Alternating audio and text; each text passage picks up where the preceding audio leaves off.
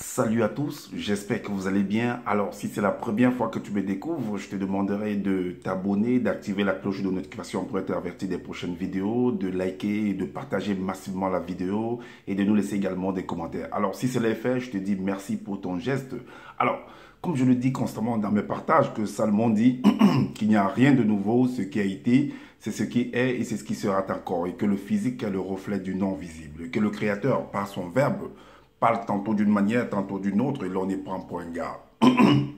Alors, toi qui m'écoutes aujourd'hui, si tu ne prenais pas garde autrefois, dès à présent, commence à prendre garde par rapport à ce que tes yeux peuvent voir, tes oreilles peuvent entendre, tes sens peuvent capter au travers de la nature. Analyse bien la situation, retiens ce qui est bon et transmets-le également à tes enfants afin qu'ils puissent sortir de l'ignorance. Parce qu'il y a une formule qui dit que l'homme, la femme, l'enfant, l'être, la créature périt faute de connaissance. Donc il est primordial pour nous de pouvoir fusionner avec le savoir afin d'avoir une meilleure visibilité des choses.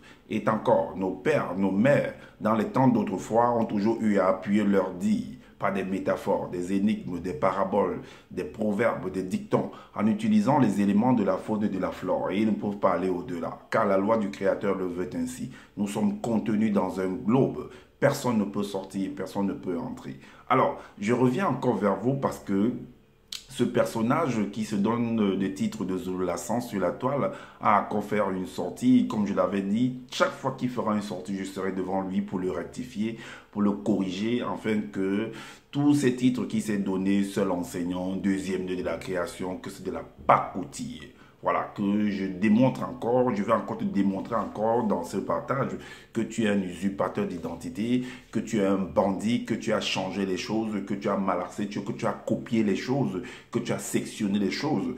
Alors, le titre de la vidéo, c'est la création de Loba, alias Satan, avant sa chute. Est-ce que vous comprenez? Je dis bien la création de Loba, dit Satan ou alias Satan avant sa chute. Je vais vous démontrer dans ce partage la manipulation de cet homme. Comment il a copié en fait dans le livre des esprits.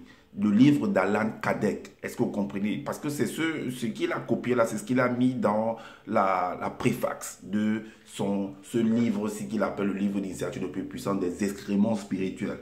Et au début également, le début de la Genèse également, qu'il appelle Origine. Voilà, c'est ça qu'il a copié. Et c'est ce qu'il est venu encore calquer sur le livre qu'il a sorti qu'il appelle Démonologie. Je vais le lire parce que je l'ai écouté très très bien, j'ai pris des notes et je vais l'exposer tout de suite. Et vous-même, vous allez analyser également avec moi. Vraiment, allons-y. Alors, il dit que dans Démonologie, chapitre 1, verset 778 à 807, voici ce qu'il dit. Il dit que pour pénétrer, je vais vous montrer où est-ce qu'il a pris ça. Et c'est tiré du livre d'Alan Kardec. Est-ce que vous comprenez? Donc, c'est au niveau de sa... Bon, c'est écrit au niveau de sa préface, mais c'est un document qu'il a pris dans le livre d'Alan Kardec.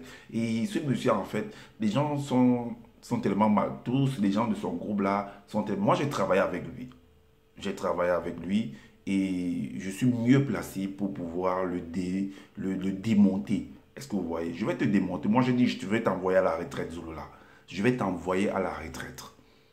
Ouais, parce que tu es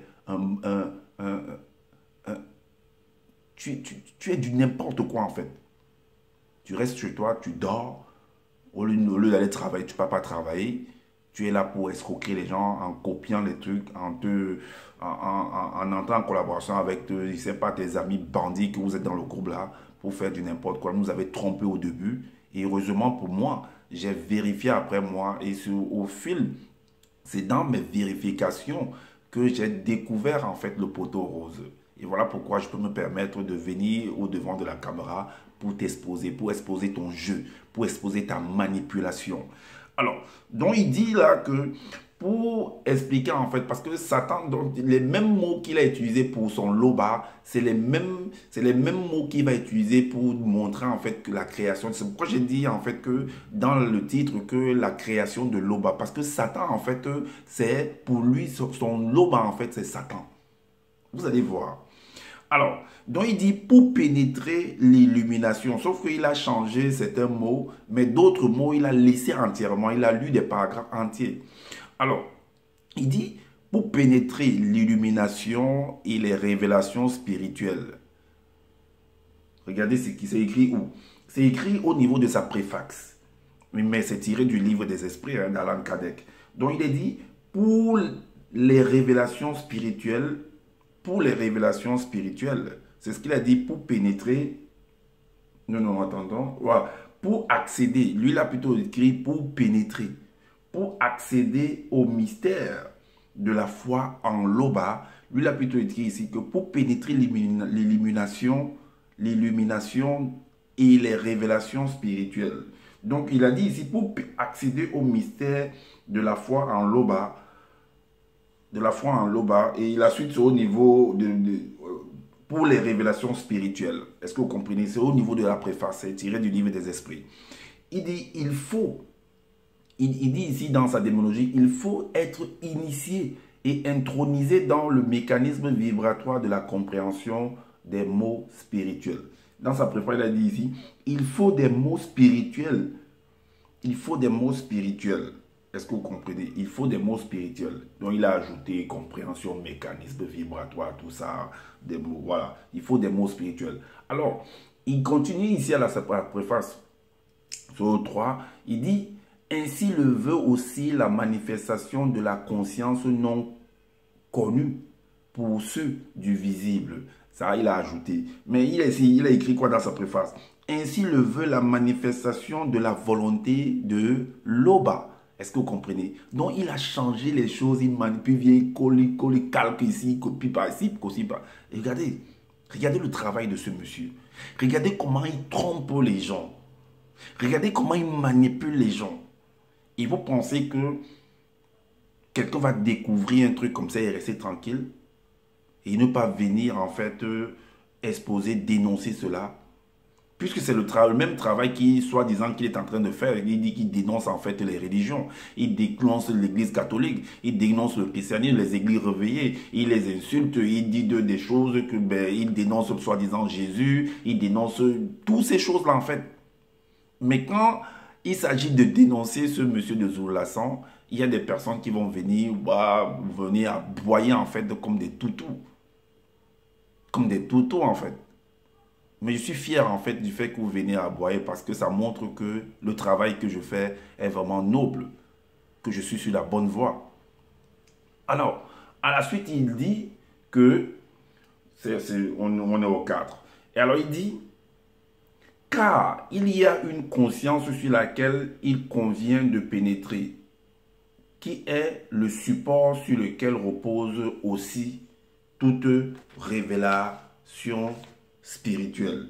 Et qu'est-ce qu'il dit ici au 4, dans la préface dans son livre, il dit, il y a une conscience sur laquelle il convient de pénétrer qui est le support sur lequel reposent tous les dogmes moraux et spirituels. Vous voyez? C'est le calcage en fait. Alors, la suite il dit quoi? Il dit au 5 que cette conscience est la base de nombreuses divergences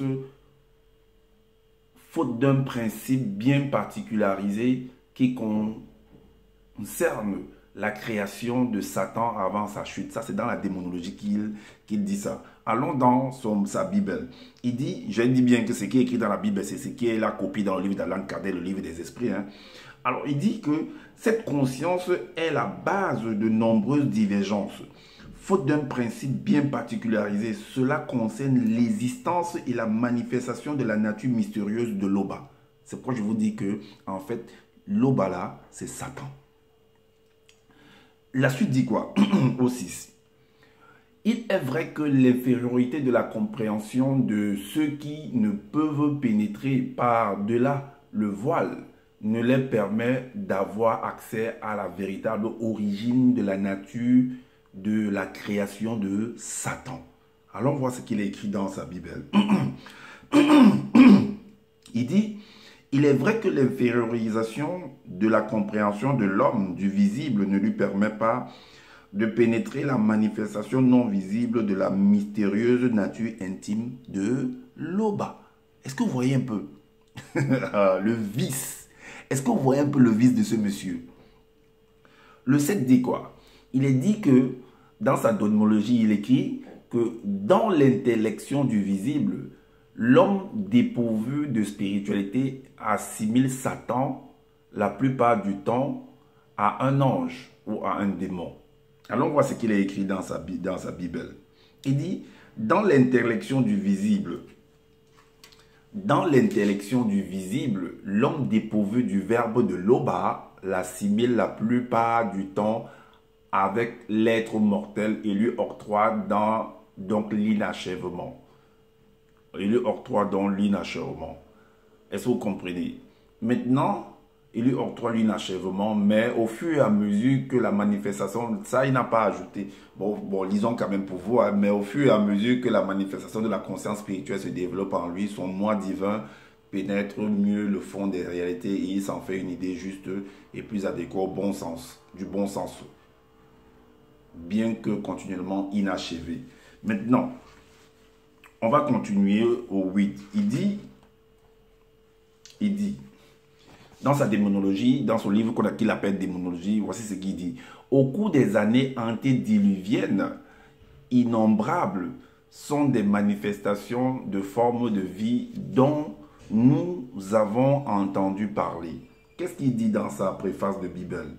Au cours des années antédiluviennes, innombrables sont des manifestations de formes de vie dont nous avons entendu parler. Et ce qui vient d'écrire là, en fait, c'est ce qui est écrit dans Genèse, dans Origine 1.1. Je relis. Au cours des années antédiluviennes, innombrables sont des manifestations de formes de vie, dont nous avons entendu parler.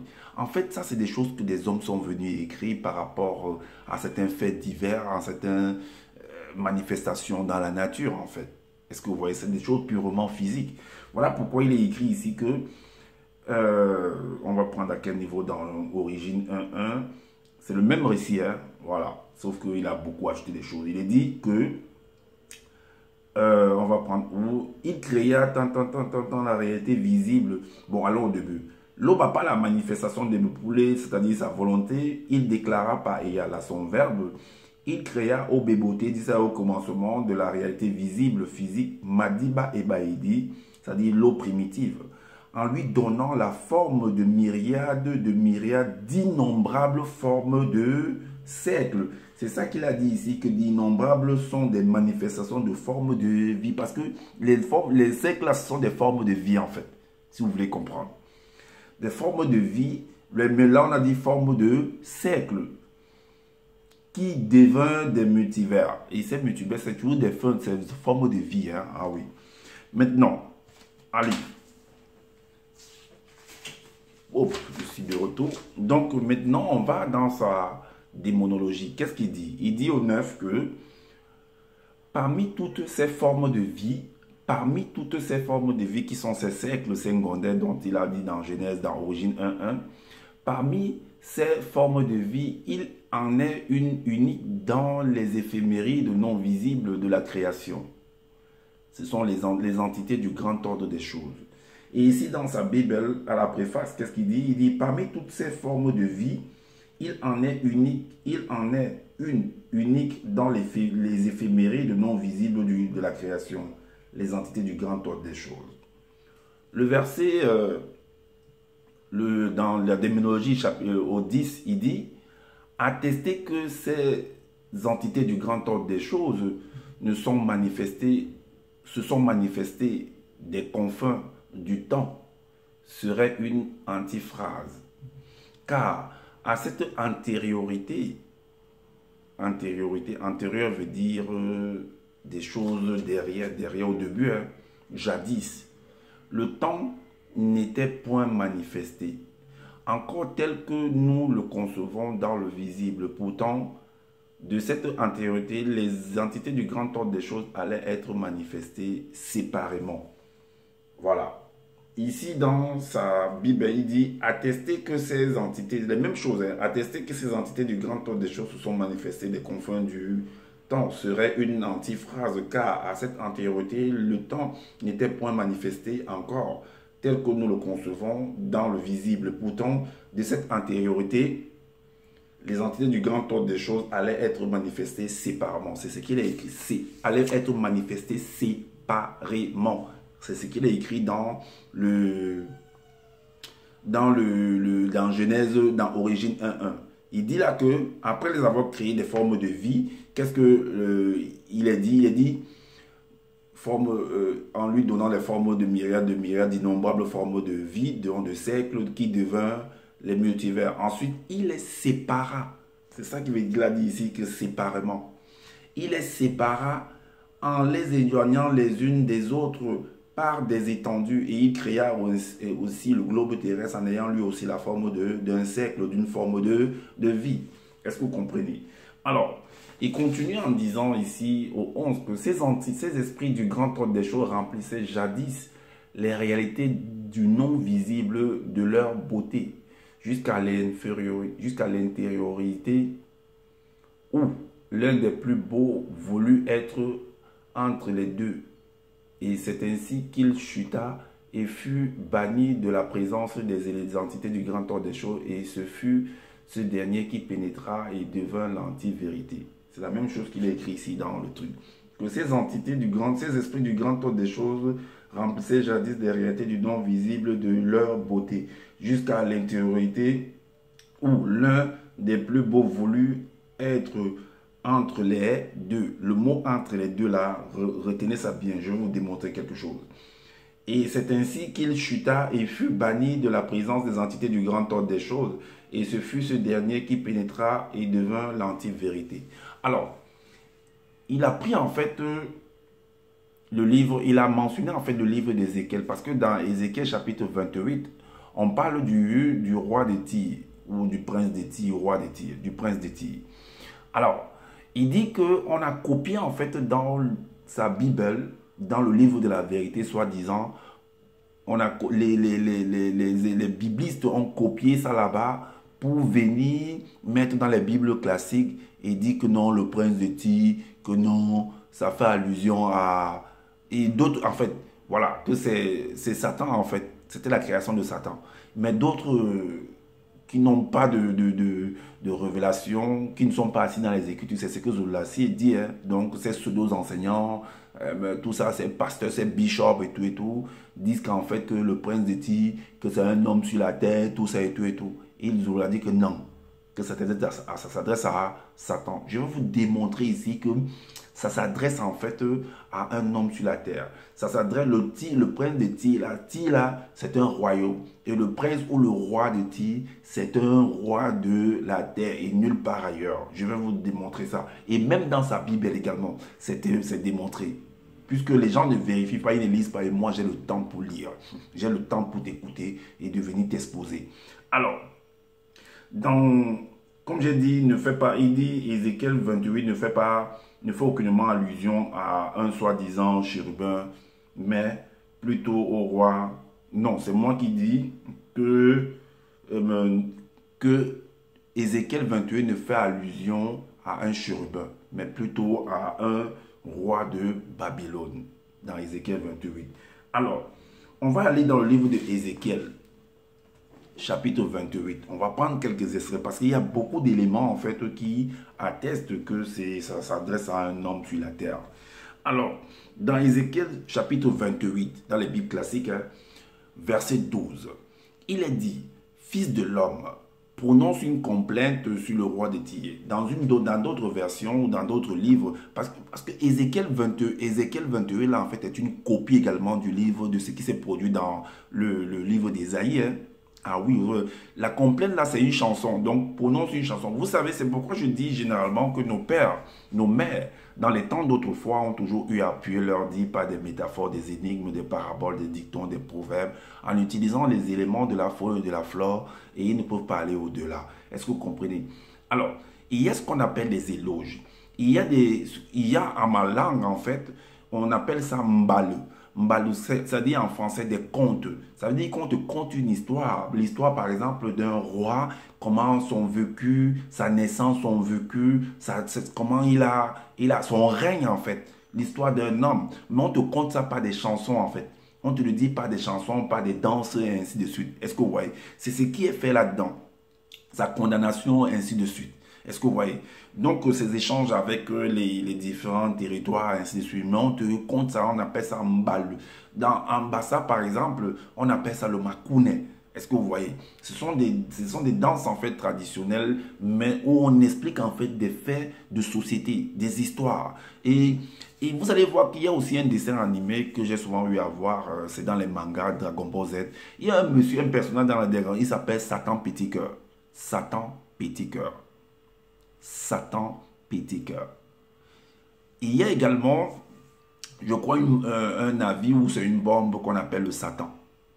Mais pourquoi est-ce qu'on voudrait mettre des gens, on voudrait faire comme c'était dans un sens péjoratif où on voudrait faire peur continuellement aux hommes? Non, il faut sortir de la peur. Est-ce que vous voyez? Vous ne voyez pas que c'est un trio, c'est un triangle. Dieu, Satan, un sauveur. Donc Satan crée Dieu, Dieu crée Satan et il crée un sauveur. Donc Satan qui va désobéir et Dieu va envoyer par exemple Satan, le sauveur. Le sauveur va venir maintenant faire peur en disant que non, si vous ne m'écoutez pas, vous allez aller en fait soit chez Satan, soit chez Dieu. Si vous m'écoutez, vous partez chez Dieu. Si vous ne m'écoutez pas, vous partez chez Satan.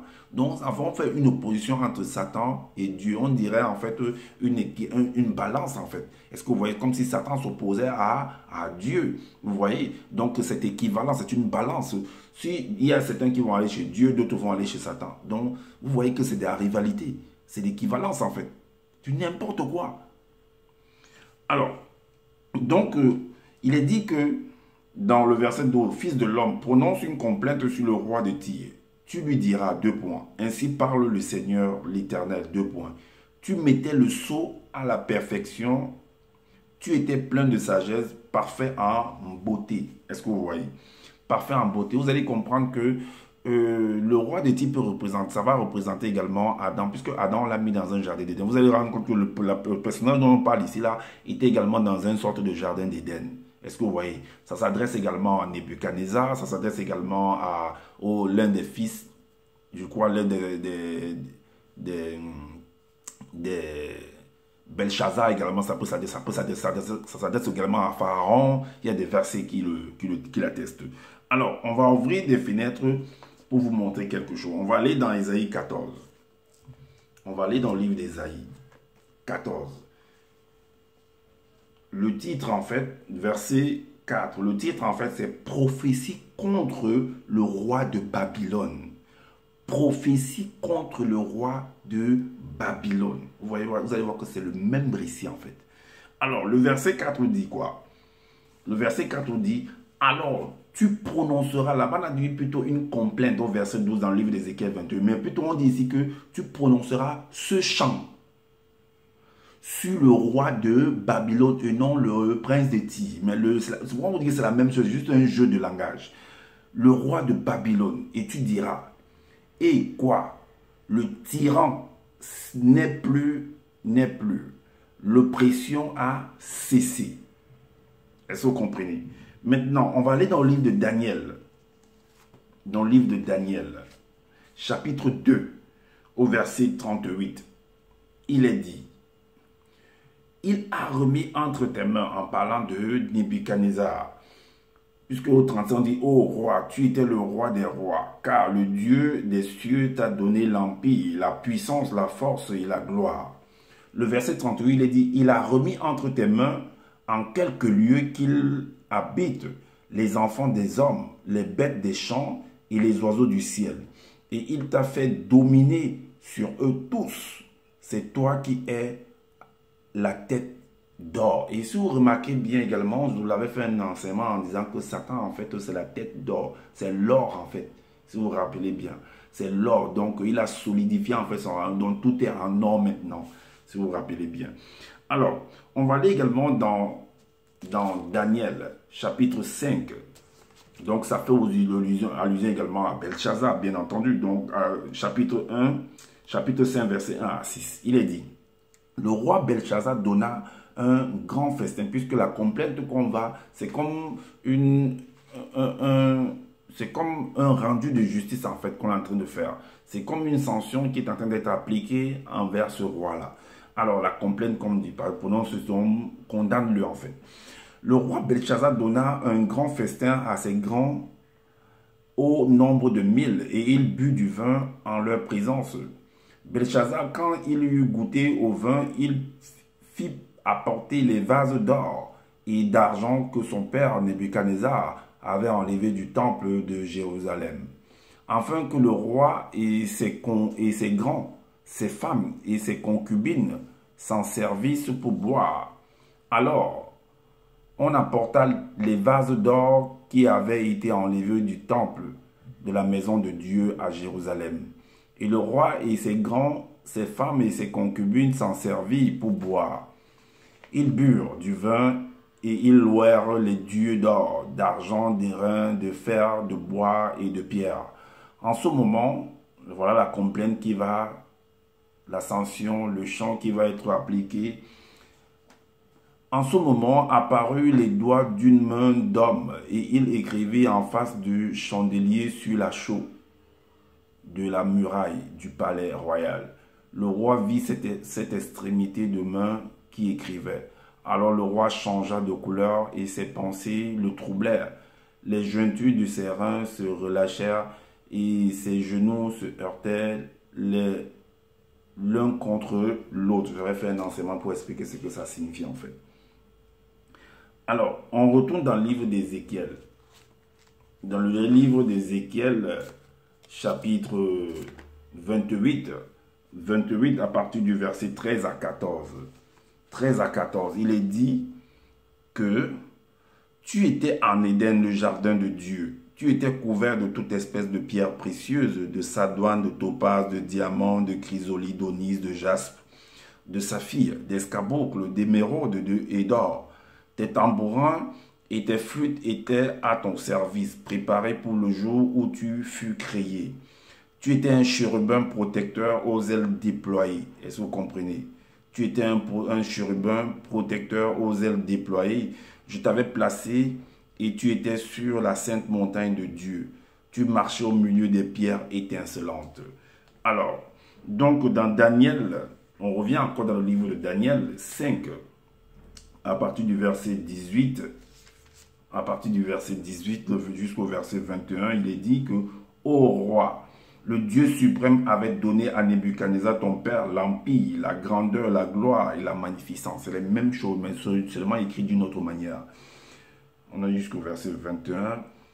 Et à cause de la grandeur qu'il lui avait donnée, tous les peuples, les nations, les hommes de toute langue étaient dans la crainte et tremblaient devant lui. Le roi faisait mourir ceux qu'il voulait et il laissait la vie à ceux qu'il voulait. Il élevait ceux qu'il voulait et il abaissait ceux qu'il voulait. Mais lorsque son cœur se leva et que son esprit s'endurcit jusqu'à l'arrogance, il fut précipité de son trône royal et dépourvu de sa gloire. Il fut chassé du milieu des enfants des hommes. Son cœur devint semblable à celui des bêtes et sa demeure fut avec les ânes sauvages. On lui donna comme au bœuf de l'herbe à manger et son corps fut trempé de la rosée du ciel, jusqu'à ce qu'il reconnût que le Dieu suprême domine sur le règne des hommes et qu'il le donne à qui il lui plaît. Est-ce que vous comprenez?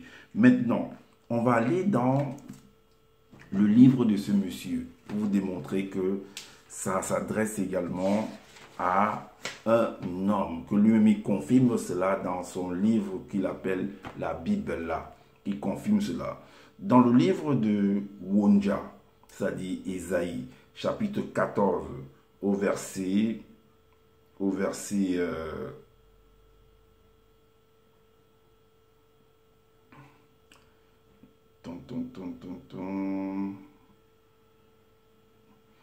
déjà, si on lit même déjà, oui, Wonja chapitre 14 au verset 4, qu'est-ce qu'il est dit? Il est dit,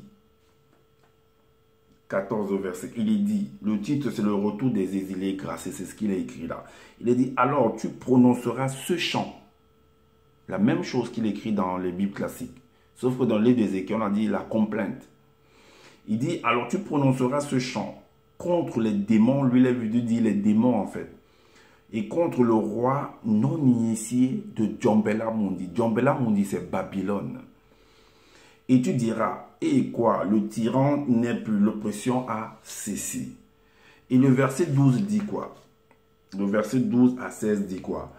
Te voilà tombé. Ça s'adresse au roi de Babylone, de Djombela Mundi. Et ses acolytes qu'il appelle aussi, c'est les démons et contre les non-initiés, tout ça. Il dit que te voilà tombé de la réalité et l'une des demeures du grand ordre des choses. Ngengeti Panea, il dit, ça dit étoile brillante du matin, Lucifer. Est-ce que vous voyez? Alors, Mounam Mbati, fils de l'aurore, tu es abattu à terre, toi le vainqueur des nations. En fait, c'est son loba en fait.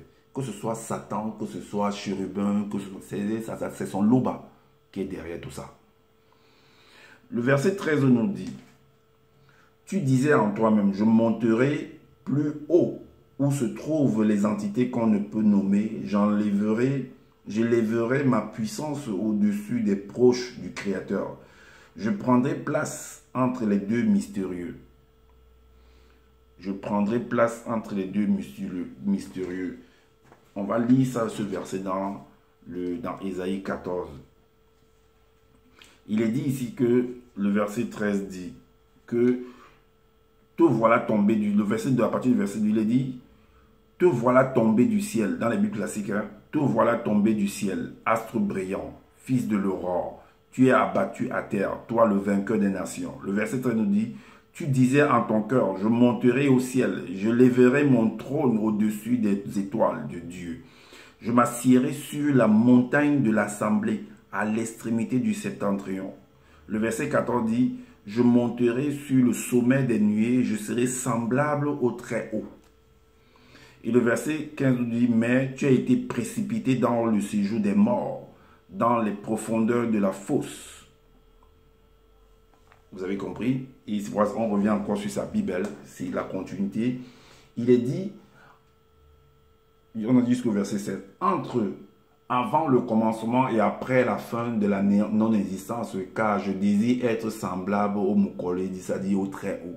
Vous voyez comment le monsieur a badigeonné les choses, il a changé les trucs. C'est un bon cuisinier, hein, mais on finit toujours par l'attraper.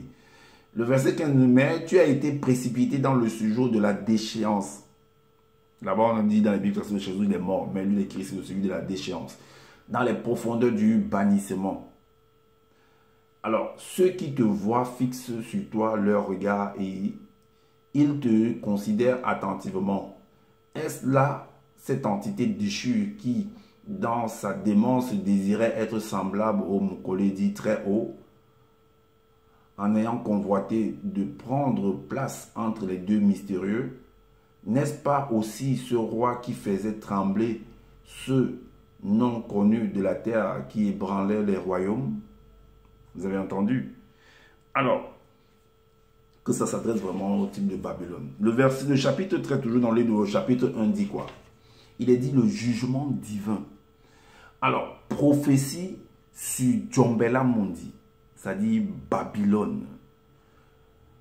Babylone révélée à moi, Wondia, fils de Nginya Mulema. Wondia qui est Esaïe, Nginya, c'est-à-dire la force, le courage en fait. Nginya Mulema, c'est le courage, fils du courage. Nginya Mulema, ça veut dire le courage. Alors, vous voyez par là que ce monsieur, et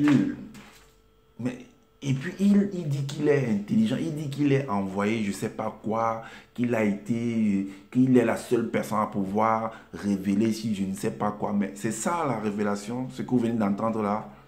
Comment il a malaxé les choses, comment il copie ici, il vient, il calque ici, il vole les trucs des livres des gens, il copie dans les Bibles classiques, il copie dans les livres des secrets de Noé, il copie chez Alain Cadet, il copie le livre des esprits, il copie partout, partout, partout. Est-ce que vous voyez un peu le travail de ce monsieur? Après, il va venir dire que je suis le seul enseignant. Je suis celui qui peut vous emmener où les autres ne peuvent pas vous amener. Tu les amènes où? Où? Il ne vous amènera nulle part. Il vous amène en fait dans son truc des doigts là, la sorcellerie des doigts là, dans les trucs du ngondo des doigts là, où on fait le culte du vaudou là-bas. des Mami Wata. C'est là-bas qu'il vous amène en fait. En fait, si vous voulez comprendre la profondeur, il vous a mis dans... Il a mis les gens, mais moi je suis sorti de là en fait. C'est vrai que j'ai passé des années là-bas, mais j'ai étudié, j'ai compris. Voilà pourquoi je peux venir vous aider à pouvoir comprendre également rapidement. Et ceux qui sont à l'intérieur, comprenez. Ceux qui sont encore à l'extérieur, n'y allez pas là-bas. N'y entrez pas là-bas. Parce que le monsieur là est en train de vous mettre dans un triangle. Et le triangle, en fait, c'est un terme technique de la fémania. Est-ce que vous comprenez? C'est la fémania. C'est un bandit.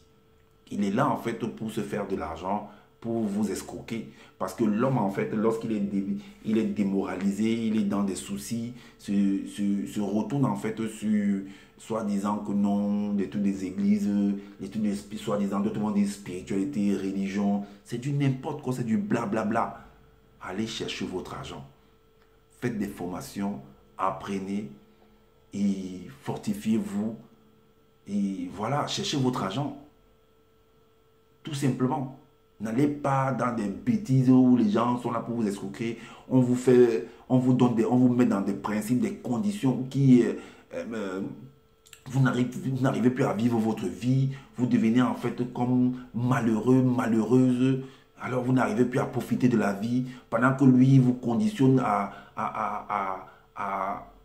vivre en fait dans la peur. Lui il est là, il profite de la vie. Il jouit de votre argent. Parce que vous lui donnez l'argent chaque fin de mois, il ne travaille plus, il grossit comme un porc.